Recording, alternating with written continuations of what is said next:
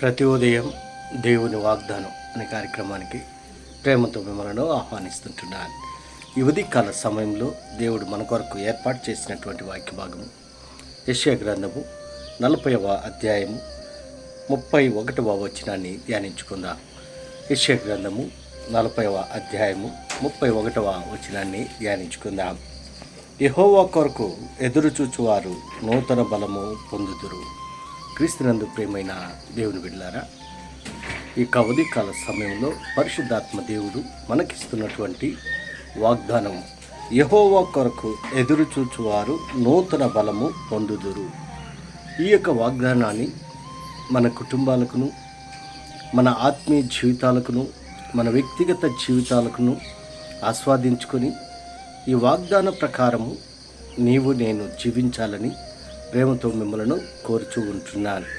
మరి ఈ యొక్క మాటల్లోని అంతరార్థాన్ని, ఆత్మీయ సత్యాలను మనం గ్రహించినట్లయితే, ప్రవక్త అయినటువంటి యెషయా ఈ గ్రంథాన్ని రచిస్తూ తన ప్రజలైనటువంటి ఇశ్రాయేల్ ప్రజలను ఉద్దేశించి దేవుడు యెషయా ప్రవక్త ద్వారా ఈ యొక్క మాటలను మాట్లాడుతూ ఉంటున్నాడు. యెహోవా కొరకు ఎదురుచూచువారు నూతన బలము పొందుదురు. మరి ఇక్కడ మనం గమనించినట్లయితే 3 ప్రాముఖ్యమైనటువంటి అంశాలను మనం చూస్తుంటున్నాం. యెహోవా కొరకు అనేది ఒక మాట, ఎదురు చూచువారు అనేది ఒక మాట, నూతన బలం పొందుదురు అనేది ఇంకొక అంశం. ఈ 3 అంశాల్లో మరి ఎదురు చూచుట అనేది చాలా ప్రాముఖ్యమైనది. ఈ లోకంలో మనం జీవిస్తున్నప్పుడు అనేక వాటి కొరకు మనం ఎదురు చూస్తూ ఉంటున్నాం. లోక సంబంధమైనటువంటి వాటి కొరకు ఎదురు చూస్తూ ఉంటున్నాం. మరి మన హృదయాలకి కావాల్సినటువంటి, మన కుటుంబాలకు కావాల్సినటువంటి వాటి కొరకు ఎదురు చూస్తూ ఉంటున్నాం. కానీ ప్రవక్త మరి అంటున్నాడు, ఇశ్రాయేల్ యొక్క ప్రజలు, ఎందుకనగా ఇశ్రాయేల్ యొక్క ప్రజలు బబులోను చెరలో ఉంటున్నారు. వారు రక్షణ కొరకు ఎదురు చూస్తూ ఉంటున్నారు.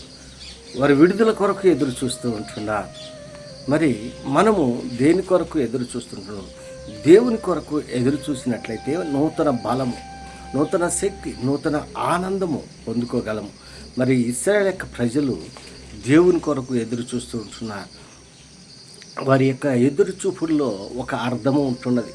వారు ఉన్నటువంటి స్థితి ఎలాంటిదంటే, మరి బానిసత్వంలో ఉంటున్నారు. ఆ బానిసత్వంలో నుండి వారికి విడుదల అవసరము, వారికి విముక్తి అవసరము. అందును బట్టి దేవుడు ప్రవక్త ద్వారా ఈ యొక్క మాటలను మాట్లాడుతూ ఉంటున్నారు. మరి వారు పక్షిరాజు వలె రెక్కల చాపి పైకి ఎగురుదురు. దేవుని కొరకు ఎదురు చూస్తే జరిగేటువంటి కార్యాలు, దేవుని కొరకు ఎదురు చూస్తే పొందుకునేటువంటి ఆశీర్వాదాలు ఏ రీతిగా ఉంటున్నాయంటే, పక్షిరాజు వలె రెక్కల చాపి పైకి ఎగురుదురు.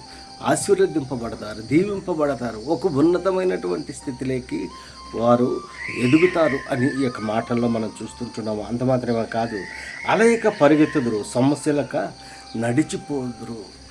దేవుని కొరకు ఎదురు చూస్తే, దేవునిపైన ఆధారపడితే, మరి యెహోవా కొరకు ఎదురు చూసేటువంటి వారు నూతన బలం పొందుకొని ఏ రీతిగా ఉంటారంటే, పక్షిరాజు ఎంత ఎత్తైన స్థలానికి మరి ఎగురుతూ ఉంటుందో ఆ రీతిగా దేవుని కొరకు ఎదురు చూసేటువంటి వారు అంత ఎత్తుకి ఎదుగుతారని ఈ మాటలోనే అంతరార్థాన్ని మనము అర్థం చేసుకోగలం. క్రీస్తునందు ప్రియమైన దేవుని బిడ్డలారా, ఈ లోకంలో మనం జీవిస్తున్నప్పుడు అనేక వాటి కొరకు మనం ఎదురు చూస్తూ ఉంటున్నాం. మరి అది ఆర్థిక సమస్యలే కావచ్చు, ఆరోగ్య సమస్యలే కావచ్చు, మరి ఏ విధమైనటువంటి వాటి కొరకైనా కూడా మనము ఎదురు చూస్తూ ఉంటున్నాం. కానీ వాటి ద్వారా మనకి ఆ క్షణం మాత్రమే మనకు సంతృప్తినిస్తాయి. కానీ దేవుని కొరకు ఎదురు చూసినట్లయితే, దేవుని కొరకు ఎదురు చూస్తూ ఉన్నట్లయితే ఆశీర్వాదాలను పొందుకొని ఒక ఉన్నతమైనటువంటి స్థితిలోకి, ఒక ఎత్తైనటువంటి పరిస్థితుల్లోకి దేవుడు మనల్ని ఆశీర్వదించబోతుంటున్నాడు. పరలోక సంబంధమైనటువంటి దీవెనలు, పరలోక సంబంధమైనటువంటి ఆశీర్వాదాలు మనం పొందుకోగలము.